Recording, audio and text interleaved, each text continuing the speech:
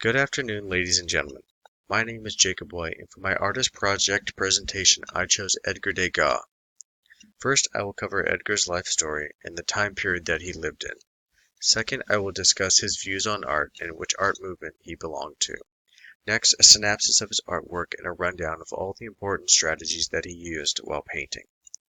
Edgar Degas was born in France on July 19, 1834. He had 4 other siblings, of which he was the eldest, and went to an upscale secondary school named Lycée Louise Degas, where he received a good education.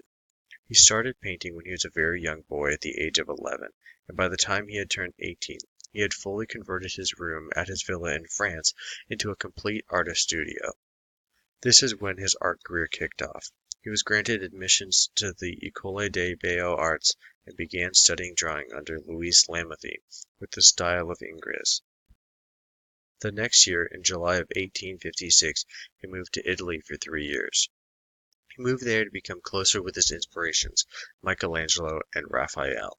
His favorite thing to do in Italy was to go to a church and find an interesting altarpiece with some statues and use the faces of the statues as portraits to become better at drawing. This was the time in Edgar's life when he became a distinguished artist in classical and academic art. After those 3 years, he moved back to France and started copying paintings in the Louvre. This is where he met Manet.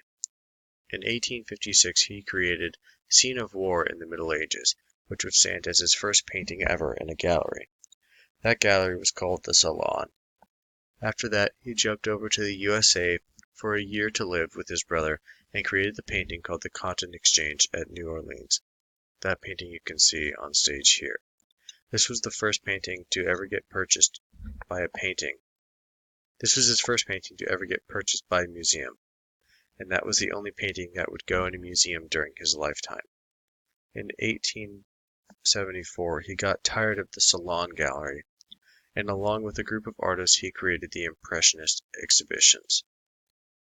They held a total of 7 shows, the last of which was in 1886, when the group disbanded because, honestly, he was kind of an a-hole. He disagreed on almost everything with the group, such as who should be in it and what kind of publicity it should get, as well as he talked a ton of crap about the artists that painted landscapes and openly mocked Monet, whom he was exhibiting with. Many of you wonder why they even started a group with him to begin with, but they really just wanted to band together for their expressionist art. His main art theory is basically that you shouldn't follow any rules except those of the old masters and experiment for yourself, as well as have no personal life. Degas relieved himself of all of his close friends and accidentally let out his anti-Semitic beliefs, which he said he regretted as he got older.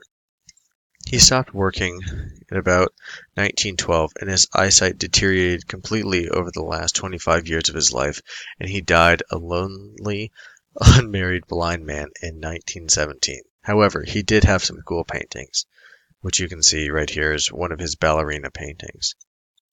Other painters of the Expressionist period are the ever-famous Manet, Monet, and Van Gogh, as well as the art movements that coincided with the Impressionist time period are the Realism and Expressionism movements. Now this brings us to his art. He was mainly part of the Expressionist movement, which relies a lot on small brushstrokes and a huge emphasis on color to affect lighting. The effect that lighting has on people and landscapes is one of the core principles of Expressionism. He worked mainly as a painter, and he loved to paint things with motion. He's famous for his horses and his dancers. Here's another painting of his ballerinas, and you can see, right in the middle is this huge portion that's so much brighter than everything else, and that's kind of how the light had the effect on the people and what he wanted his focus to be.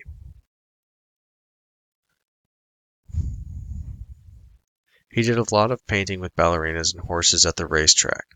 He was fond of choosing awkward angles for his paintings and had his own unique style, and in his own words he says, "No art is more spontaneous than mine.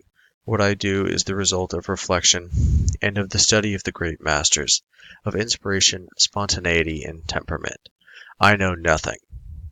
This clearly shows that his art was in no way an expression of himself, and he uses his art as a function of commemoration. He loved nothing more than the old masters and moved to Italy to study them. He loved to experiment, and it is hard to classify the main elements and principles of design that he used because he did so much experimenting. He used off-center focuses and changed color patterns constantly, as well as had very bad eyes, so he almost never had well-defined lines in his paintings and was discharged from the French National Guard in 1870 because of it. By the end of his life his reputation preceded him, and he was recognized as one of the great founders of Expressionism, and many of his works are on display in museums around the world today. That brings us to the end of our presentation.